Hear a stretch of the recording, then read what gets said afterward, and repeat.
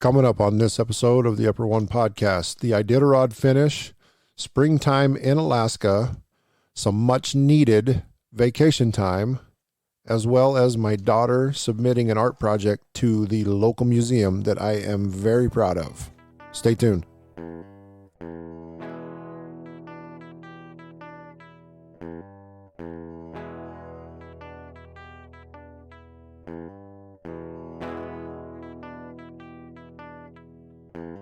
And now, podcasting from the great state of Alaska, this is the Upper One Podcast.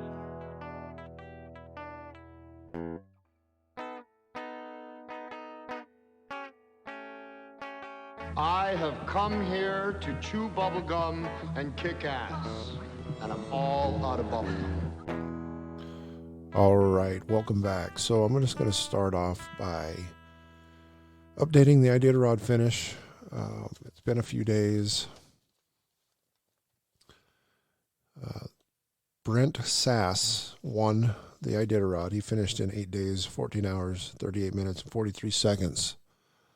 The favorite, Dallas Seavey, came in second. Topping off the top 10 was Erin Peck, and then I'm not even going to butcher her name, but a gal from Nome got the Red Lantern, which is the last finisher to cross the line or cross under the arches in Nome. So out of 50 mushers, 37 finished. Everybody else scratched out of the race. So I did say, I did get a little excited about my daughter and, an art project that she submitted or her teacher submitted to the Anchorage Museum. And she sent me some pictures. They went over there on Thursday. Going into the weekend, they went over and they checked it out along with the other items on display. And she sent me pictures. And basically all it was a little ceramic. She called it a giraffe chicken gargoyle. I don't know what it really looks like, but it's cute. It's a pencil holder. And she has that on display. I don't know how long that's going to be on display at the museum, but pretty proud of her for doing something like that. Some other stuff just happening. We just finished our regular season game of my adult hockey league. Going into Monday, tomorrow night is my first playoff game. So unfortunately, I didn't play Friday night. My back was kind of bothering me. I wanted to rest up going into the playoffs. So we finished third. We play the sixth place team. 1 and 2 have byes. So we will play the military team called the Warriors. And I believe you have to have served and potentially be, I'm not saying disabled, but, maybe to a certain point. You have to have been a veteran, military member to be on that team. So I'm looking forward to playing that. It's a best of 3 series, so we'll play Monday and Wednesday night, and then if need be, we'll play Thursday night with the winner advancing to the second round next weekend. I believe whatever Saturday is, the 8th or something like that, or 2nd, April 2nd. So with that being said, just a little bit more sports. My boss has been gone this last week. He plays softball every summer, and he just left to go to Myrtle Beach, South Carolina, on something that I think is pretty cool and needs to be done a lot more in other sports as well when you're playing tournaments like this. But you just submit your division you play in, the position you play in, and possibly how many years you've been playing or whatever. And then they rank you, and they do a blind draft, not knowing who you are or whatever. And he just played in the tournament. He just updated his profile picture. Apparently his team, I believe he had one other person from Alaska on his team. There were several people in Alaska in that tournament, but his team was runner-up. They took second place, so that's pretty cool. But he's still down in South Carolina, and I don't remember what day he's getting back, probably this Wednesday or Thursday. So that's done, said and done. Just a few other things going on. Wife and I just booked our tickets to Las Vegas the 30th of November. We're going to be gone until the 7th of December. If any of you know, that is National Finals Rodeo, so that will be my first attending that. That'll be my first vacation since my sister got married in November of 2018. So I'm kind of excited about that because it's been far too long. I'm going to take this first break and come back, and I'll talk about some March Madness, and I'm going to keep it short today. A little bit of March Madness, and then some stuff that's happening this time of year going into spring. Stay tuned.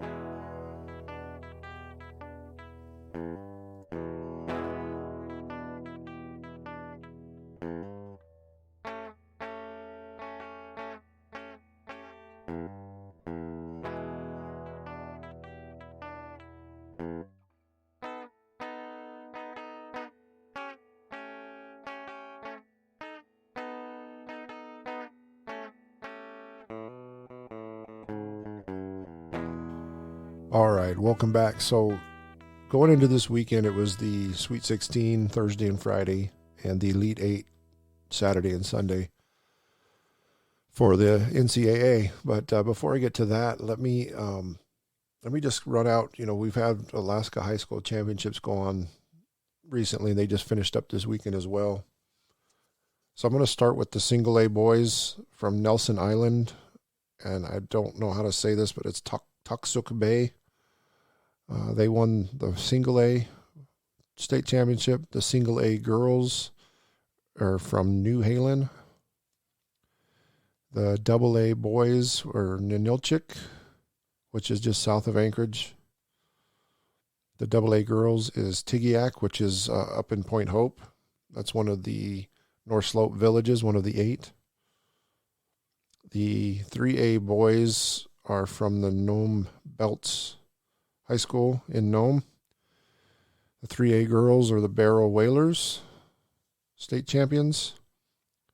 The 4A girls, the ACS Lions, which is the Anchorage Christian School, they beat Wasilla to win their state championship in 4A.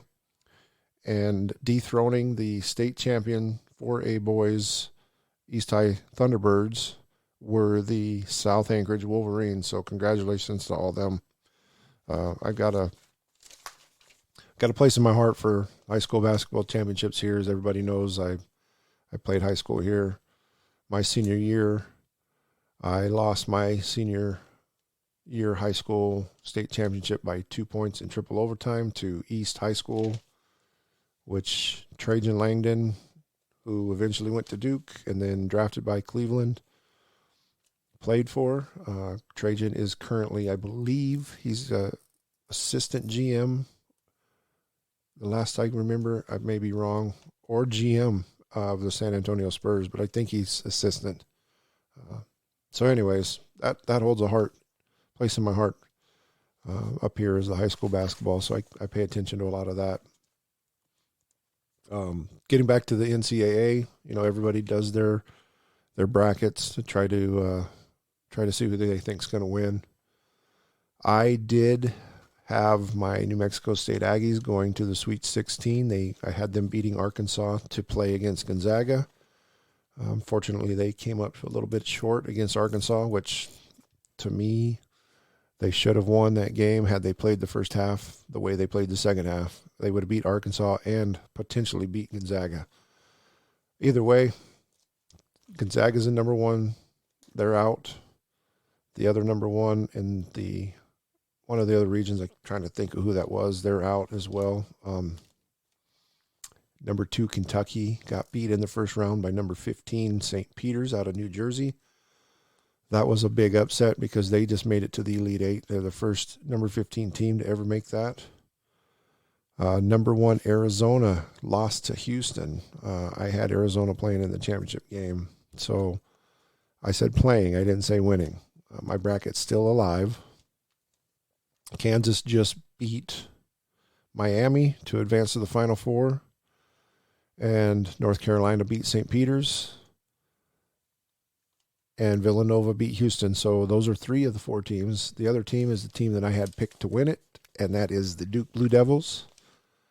They play North Carolina in the Final Four for the first time ever in the NCAA tournament. Will they have a matchup? So I'm looking forward to next weekend, the Final Four, and eventually the championship game a week from Monday night, a week from tomorrow. So yes, I had Duke beating Arizona, and my bracket is still alive. So I'm pretty stoked about that. I can't tell you the last time I had one still alive in the Final Four. Another one that I did pick was I picked Michigan to lose the first round, just based off of the way they were playing. They did win. Actually, they won their first 2 games. So,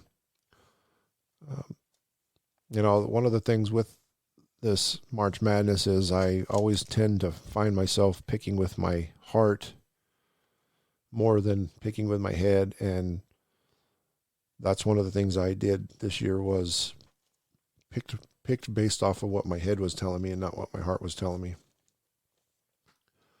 With that being said,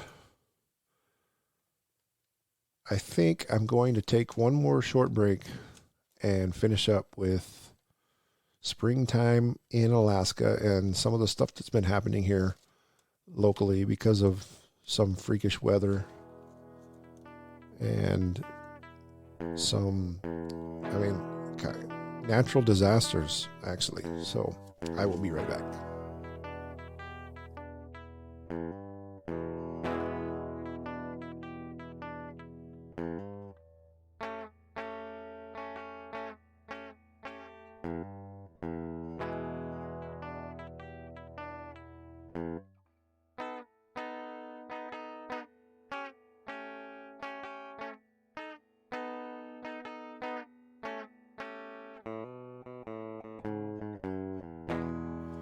All right, well, I'm going to finish this up real quick because the Walking Dead is on and somebody's waiting for me to come up and watch it so we can get that out of the way, get to bed, and start the week off at work.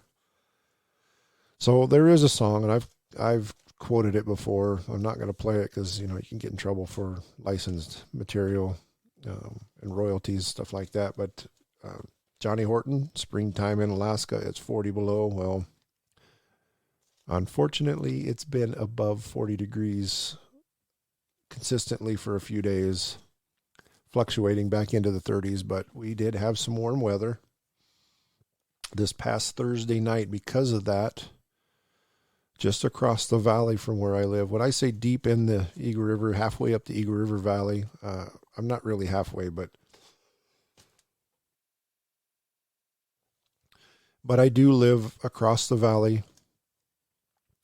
I live on the north side of Eagle River as it comes out of the mountains. Well, there is a community, another part of Eagle River that lives on the south side, and it's called the Highland Road community. Well, Thursday night, that weather caused a big avalanche to come down that valley into some of these homes.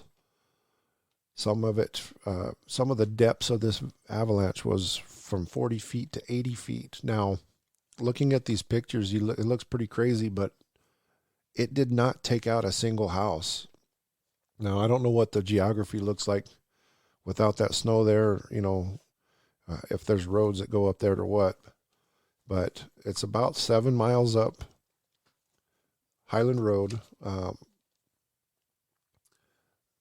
avalanche happened about 11:30 Thursday night, so some people woke up to no power on Friday, and 80 feet of snow, which kind of amazes me because you look at that, it doesn't look like there's a whole lot of steepness to where that snow came down. So, with all this freakish weather, we have had a lot more snow this year than we have in previous years. So, there's a lot more weight, but I could only imagine if that had happened during the day, what it would have sounded like, or people waking up to snow in their driveway and not being able to get out. The local Red Cross did set up a disaster relief area at the hockey rink. I saw that Friday night when I was leaving. So they were evacuating people just to be safe. I do know that the city has allocated some stuff. The mayor has, declared an emergency. My buddy, one of my previous episodes for the, the winter solstice episode, I was talking about my buddy from the brewery and his son being a speed skater, going to a university in Utah. They do live over there, but they live about 5 miles up, so they were not really in harm's way, so to say. They weren't affected by it. They were able, where they live, they were able to get in and out of their homes and stuff. But I did message him today, asked him how the cleanup was coming. He said they have not started. They've been dropping bombs on the slope to try to mitigate any additional slides. The mayor says it's at least 5 days once they start working. I asked him if he got any pictures. He said no good ones.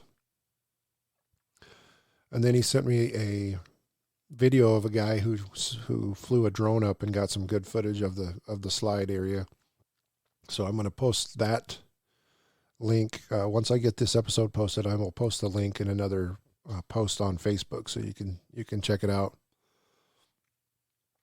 After he sent me those, he did say, I got this from the Muni. It says mitigation efforts are complete and successful. That means they quit shooting the mortars up to try to, release more snow. Safety teams have assessed potential risk for reentry. However, significant risks are still in place until snow clearing operations are complete. The public will be allowed back in the area affected by the evacuation order, effective immediately. So people are going to be allowed to get back to their homes. But they do caution residents from returning to their homes until snow is removed. Risks will be assessed day by day until further notice. Maintenance crews will begin work on removing snow starting tomorrow, which I believe would be Monday, contingent on daily safety assessments. So as long as it's safe, they will start working on removing the snow. If conditions remain safe, we anticipate snow removal will take 2 weeks. And they thank the residents who live there and appreciate the patience and cooperation during this time. So there's been a lot of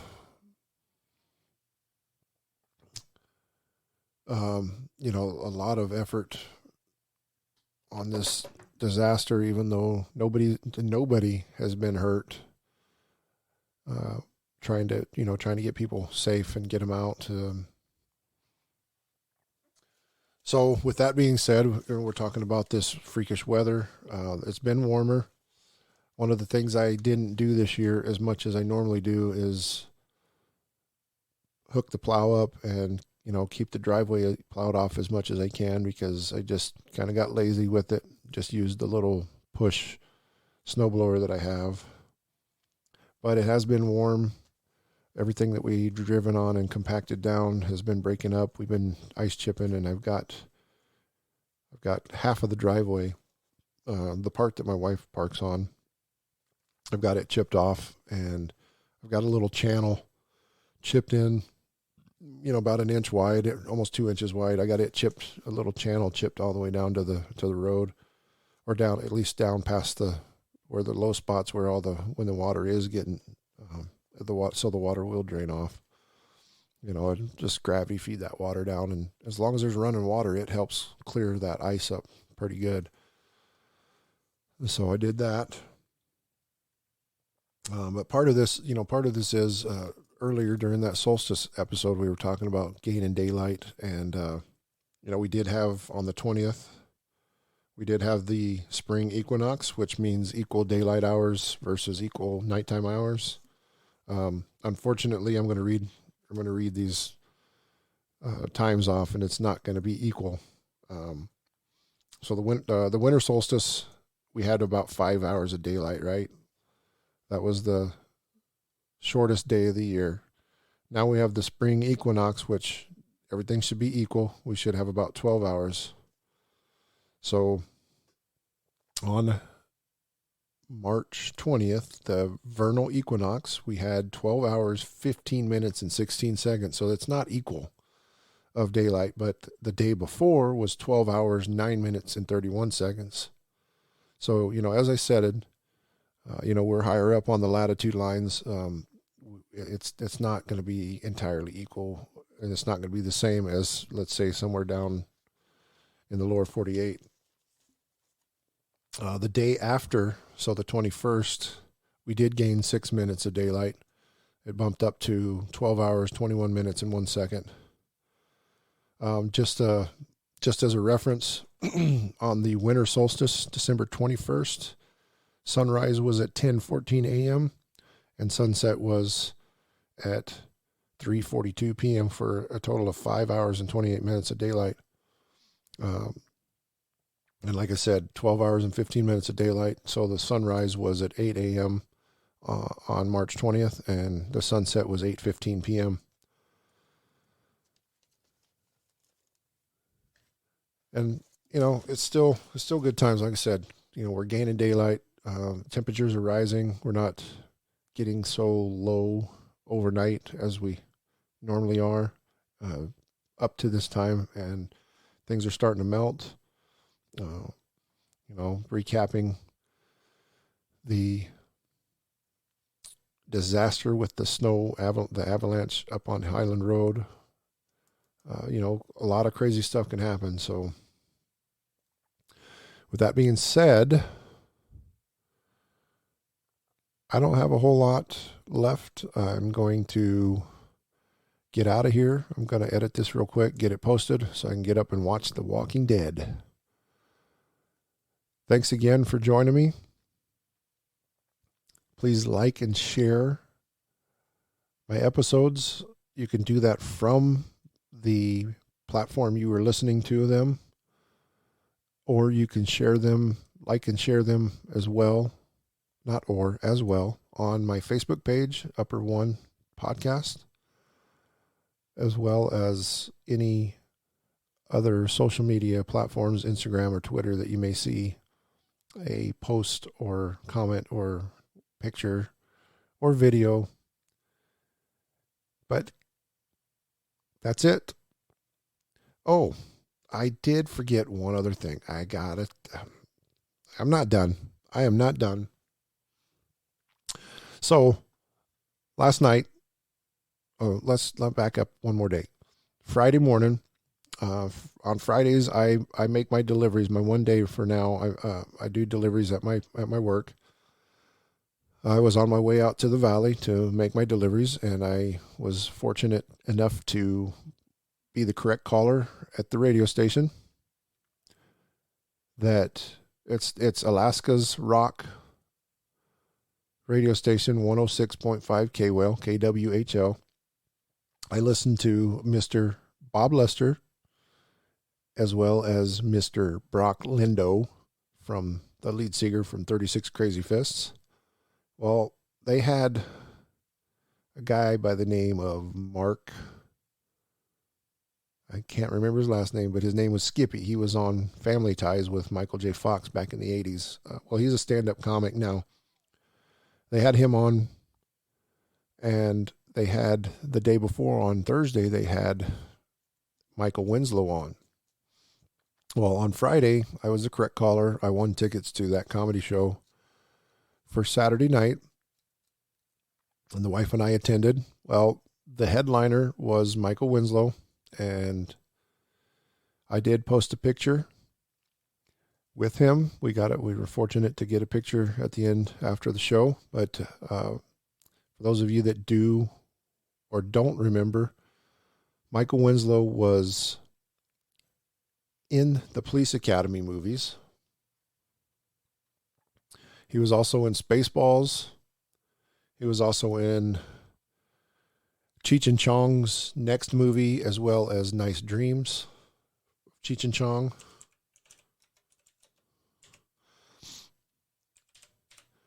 He also was in Spaceballs. He was a radar operator, if I didn't say that already. He finished third on one of the previous seasons of America's Got Talent. He finished third. He's also been in several other movies, as he's done voiceovers.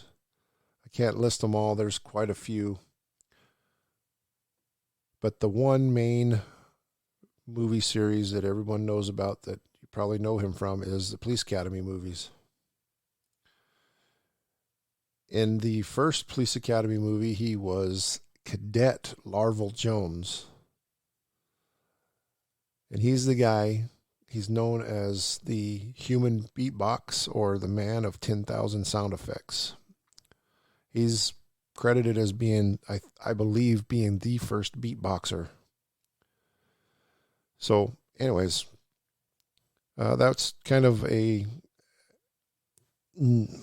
non-planned bucket list thing to do, was to be able to see him. And I would have loved to see him, but it's not one that's on the actual bucket list. So I did get to see him. It was a lot of fun. He's very funny. To me, a lot of the stuff is how he makes his facial expressions. It makes more of the show. But yeah, he was good. He was amazing. Coach Kern from Hooked Entertainment, thank you for doing that, bringing him up here. Yeah, because it was good times. The last thing I have to say is, if you do see him, and I don't know if he does this with all of his shows, but he does a tribute at the end of his show, and it's a Prince tribute. Prince is one of my favorites, so yeah, it was very cool hearing him, do all of his sounds and loop them into his machine, so that he makes his music and sings and does everything. But yeah, the Prince tribute was probably one of the best parts of the show. It was very awesome, very well done. So again, Coach, thanks. With that being said, I am going to sign off. No quotes of the day, no this day in history stuff. I didn't plan that out, just because I got sidetracked getting my airline tickets for the National Finals Rodeo.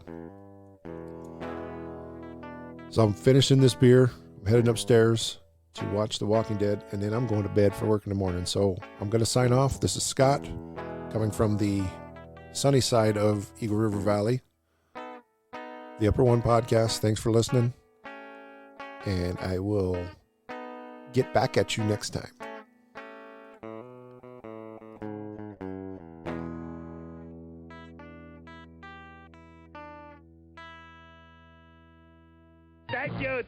Thank you. Love you. Mwah.